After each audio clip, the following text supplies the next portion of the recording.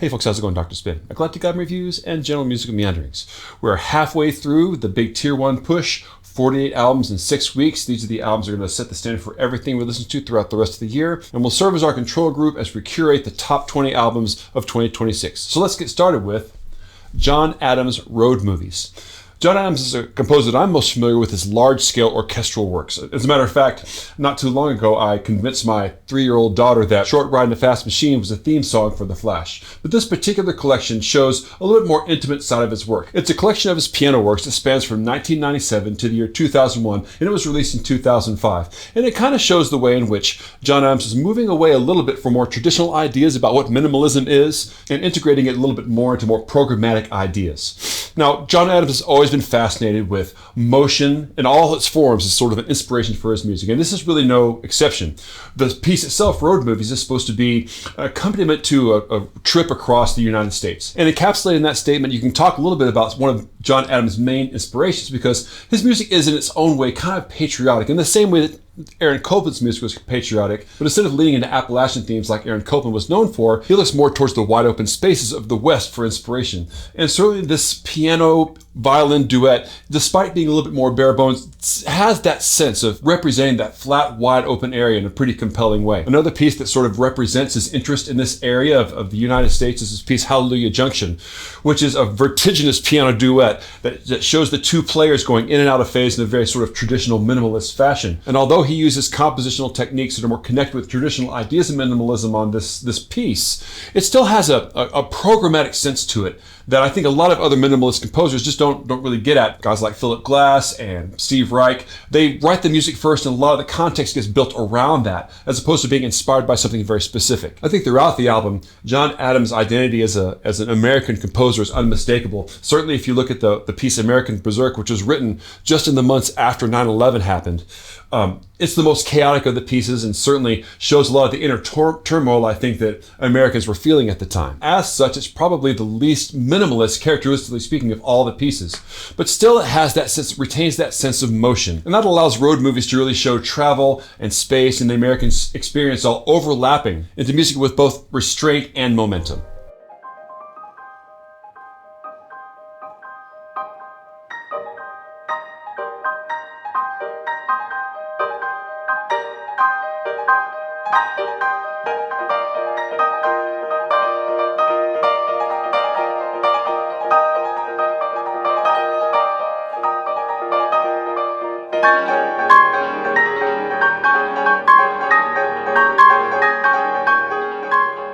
Next up, I got M83's self-titled debut.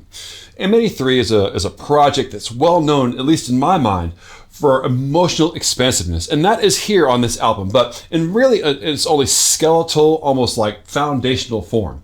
At this point, M83 was actually a duo. Anthony Gonzalez and Nicholas Fromageau recorded this when Anthony Gonzalez was just finishing up college on an 8-track recording, which by itself I think is a fantastic testament to the way that his ear works, because certainly here you see his respect and love for French synthesis, especially like Jean-Michel Jarre kind of peeking its head through a little bit.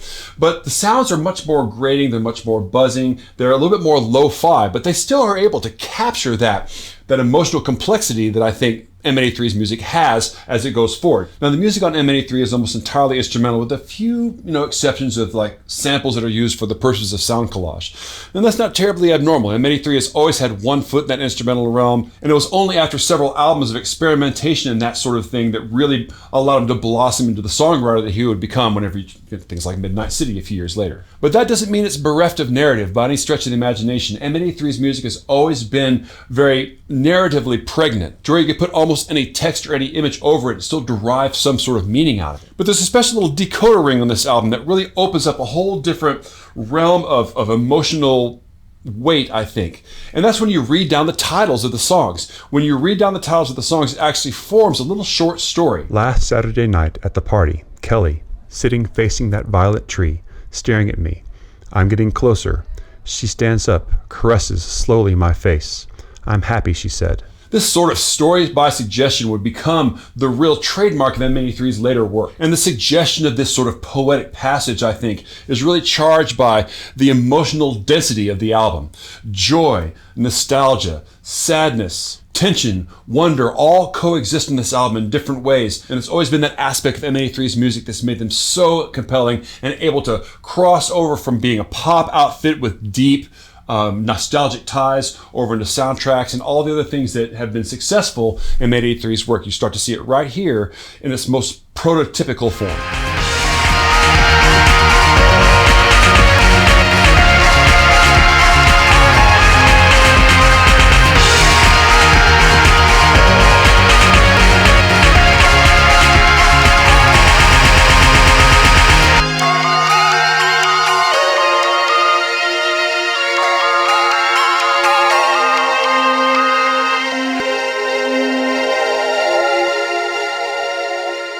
Okay, next up I got Other Lives, Volume 5. I've been a fan of Other Lives since their album Tamer Animals a few years ago, and I've always sort of enjoyed their moody blues meets Americana version of psychedelic indie pop music. And throughout all their albums, they've really remained remarkably clear of vision. They got this broad scope, orchestrally informed pop music, and in some ways that is both a credit to them and their detriment because there is such a consistency from one album to the next. Sometimes their albums that they sound so great, but haven't always had that magic for every single album that they've made. But this one has a little bit of that spark that I really enjoyed so much with Tamer Animals. And I think one of the reasons why that's been so successful here is because Other Lives is an Oklahoma-based band out of Stillwater, Oklahoma, which seems incongruous in and of itself. If you talk to the lead singer of the group, he talks about growing up in Oklahoma and being a person who kind of has leftist leanings and a love for European art music, growing up in a place where country music and, sports culture were the norm. He described his feeling sort of like being an outsider in his own space that he was in. But coming back to record in Stillwater gave him a little bit of a ability to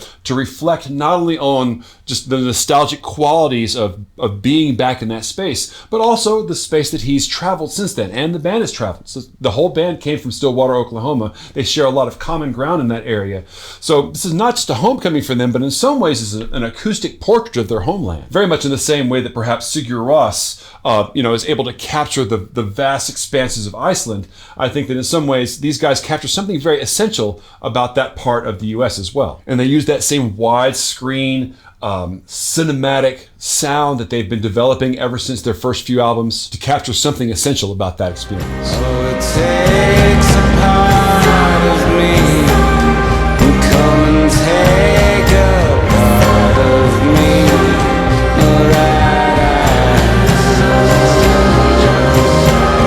And so be patient,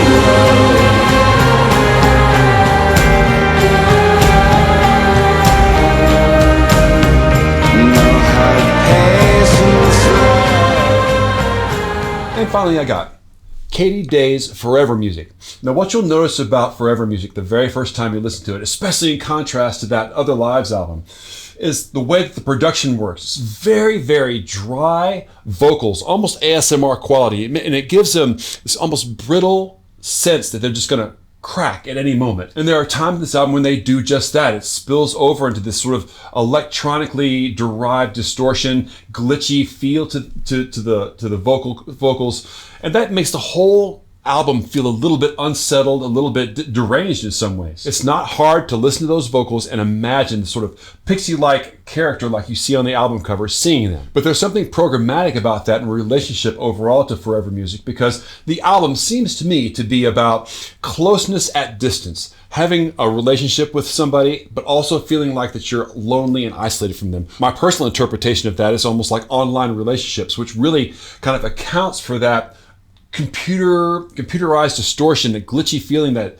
a lot of the vocals and some of the music has on this album. But at the same time as these vocals sort of penetrate your consciousness while simultaneously pulling away from them, the songwriting holds it all together. These are amazing songs on this album that are able to lend emotional weight to these concepts and the lyrics as they appear, in support of the unsettling nature of the production. And even on the more instrumental side of things, it has a sense of being both lo-fi and hi-fi at the same time. So lo-fi it's almost hi-fi. It's a paradox, but ultimately it's an interesting one, and one that's actually very emotionally moving if you allow yourself to surrender to the fact that it just doesn't resolve that tension in a way that feels satisfying, and that's part of the point. Neath your skin, I want love that bleeds.